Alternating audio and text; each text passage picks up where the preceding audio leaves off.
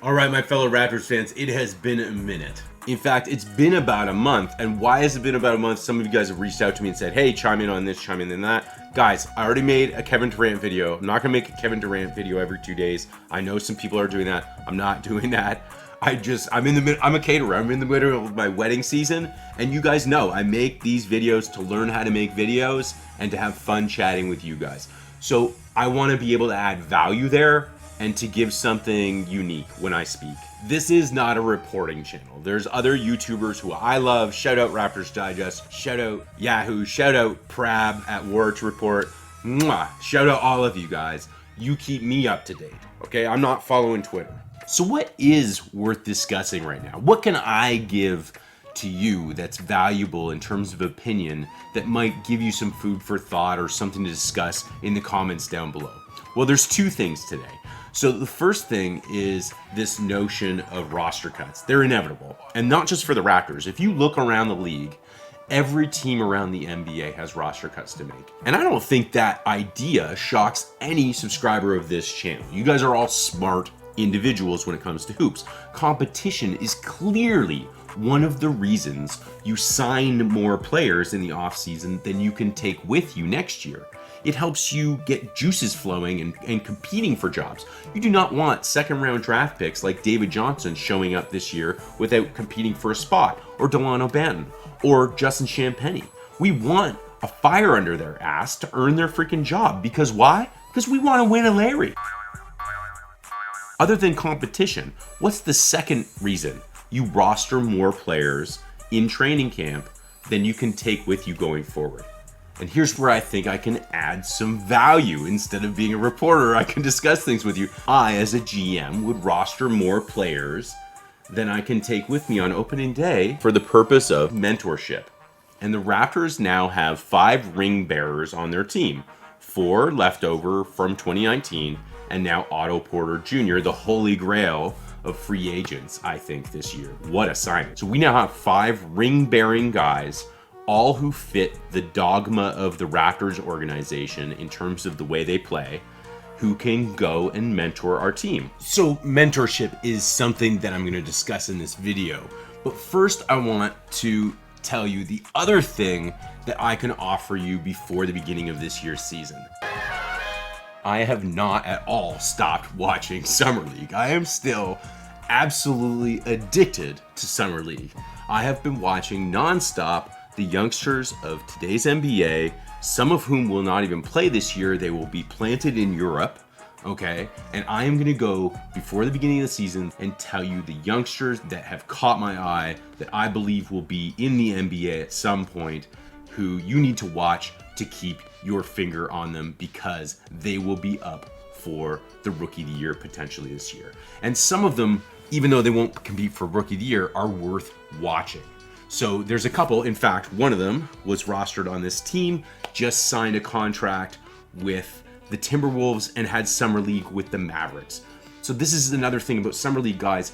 People don't realize just because a player plays on your team in Summer League does not mean that only your team can sign them. AJ Lawson played for the Mavericks, had a great Summer League. The Mavs didn't sign him, the T-Wolves did. Another one, just to give you a taste, would be a 2-way contract was available for the Boston Celtics this year.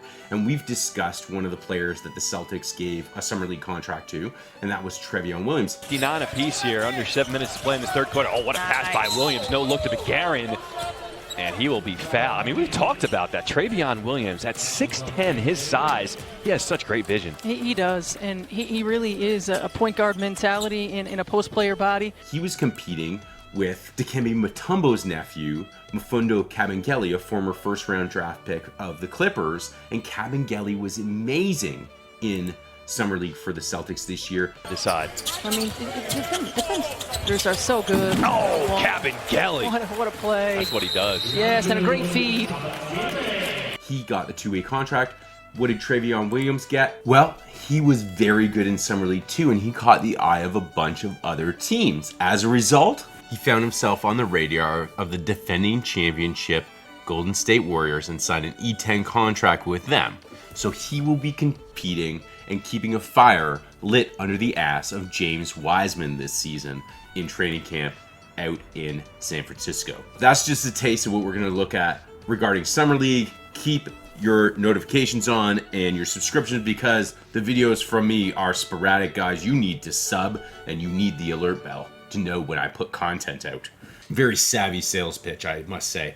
Let's get back to this idea of mentorship. Why would mentorship cause you to sign more players than you can take with you into the regular season? Competition's an easy one, as we already said. Like, it's easy to see how competition would be a good thing. But why would mentorship make you sign more players than you want? I think if we look at the Raptors roster, obviously these guys are 5 good mentors for our young core, okay? But these guys, none of these guys are getting cut in training camp, right? But if we look at our roster a little more closely, let me bring that up for you. We see some names on here that are gonna get cut. In fact, here is a graphic of the guaranteed contracts, the 2-way contracts, and then the non-guaranteed. And what I'd like you to do is mentally move the name Juancho Hernangomez to the guaranteed contracts, because he got a guaranteed contract for this year. So if the Raptors want to cut Juancho or Svi, it's going to cost them some serious money and a cap hit. The other obvious omission off of this list is Christian Koloko, who is like the Messiah. Finally brought us a 7-footer, right? Like, he's got to be on this list, doesn't he? So there's one roster spot for Dalano, DJ, Justin Champagny, and Christian Koloko if we don't waive Svi or Juancho. Are Bobby and Masai trying to give me a heart attack? Because I'm going to lose at least 3 players I really like this year. Why? The answer's a Larry. So why have we brought in the extra players, and which one of them's probably not going to be there come the start of the season? This has been well discussed. And the answer, I think I agree with most people, is DJ Wilson. So why was he signed at all? And I think the best way to show why he was signed is to look at this graphic right here. Here's DJ Wilson's contract right here. He's got $250 guaranteed. If you scroll all the way down to deadline, and what you find is Justin, Dalano, and DJ Wilson all have until opening night for their guaranteed money. So basically the 3 of them feasibly would be competing. In my opinion, it's Justin and Dalano that are competing. DJ Wilson is there for one reason and one reason only. And I've already mentioned it. It's the crux of this video. DJ Wilson is there for mentorship. DJ Wilson was never going to make this roster, guys. He was just there to mentor and to show our young bigs how we want them to play a little bit more like DJ Wilson. Did he have a chance of making the roster? Of course, he showed up. But what he really showed up for was a guaranteed $250,000 to show some of our young guys, like the Precious Achuas, the Scotty Barneses, how to protect the rim from the ground floor, which is something that DJ Wilson has become adept at doing. So he's there to mentor, guys. He is there for mentorship. And he's not wearing a ring on his finger, but he is a type of player that the Raptors like the look of, and he will probably be rewarded again with another E10 contract from the Raptors. You got to admit, if someone offered you $250K right now to go mentor young Raptors because you probably weren't going to make any actual rosters in the league this year, you would probably take it. I don't think DJ Wilson is under any false pretenses at training camp this year. He knows exactly what he's there to do, and it's to train other players. And if he shows up and actually really shows up, the Raptors want a Larry. He will make the roster if he shows up and kicks ass. So it's a win-win for DJ. He's got $250 guaranteed. The real conundrum is what happens with Koloko, Dalano, and Justin. And this has been well discussed in other videos, guys. If I had to pick my guy that I would take out of the 3, it would have to be Koloko, who we just drafted. And if I got to choose, I would waive Svi and keep Dalano or Justin. I'd have to say I keep Justin, which is freaking crazy, guys. The idea of that, losing Dalano Banton. Crazy, crazy, crazy. We talked about that last year, like going in and seeing your parents have sex in their room. You just don't want to discuss some things like your parents having sex.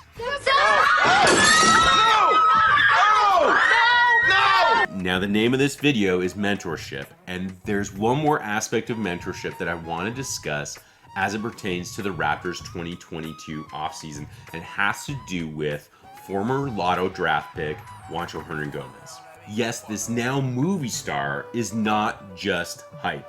Former lotto pick, 15th overall of the Denver Nuggets in the Ben Simmons draft. I think the only players better than him in that draft were probably Ben Simmons, Ingram, Jaylen Brown, I think is that draft. Buddy Hield, Jamal Murray.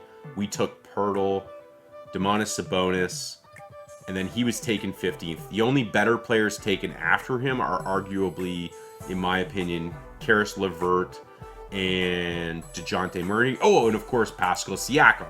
This guy can play. He was 43% from 3 for the Jazz last year once they got their pick and roll going. In the pick and roll, in the short roll, he was exceptional. If you're not aware of this, the Raptors love the short roll. He will be running the short roll when he's playing this year with Pascal Siakam, and it will get Fred VanVleet off the ball. He is a shooter. If you do not close out on him, he will put the ball in the hoop from 3. If you do close out on him too quickly, late, he will put the ball on the floor and drive past you. He is an excellent, excellent IQ player. He knows the game of basketball. Why? Mentorship, guys. This guy was drafted 15th overall in 2016 because of mentorship. And his mentors were the Gasol brothers. One of them, a Raptors ring bearer, Marc Gasol. I wouldn't be surprised if Marc consulted with Juancho about coming north of the border. So there you go, guys.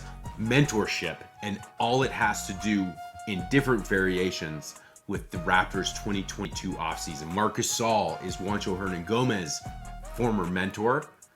And DJ Wilson, even though he will most likely be cut, he was always going to be cut. But he is a mentor for our young bigs on the Raptors team this year for training camp.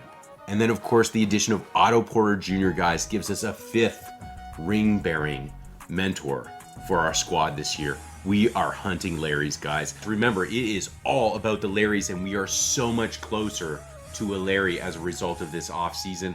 Regardless of what youngsters I have to cry if I bet about losing this year. We're going to lose some youngsters. But we're going to have a better team. Kawhi, you had some Hall of Fame mentors down in San Antonio, didn't you? What the heck are you laughing about? Must be 420 over there, buddy. This is Chef's Kiss approved. Mwah!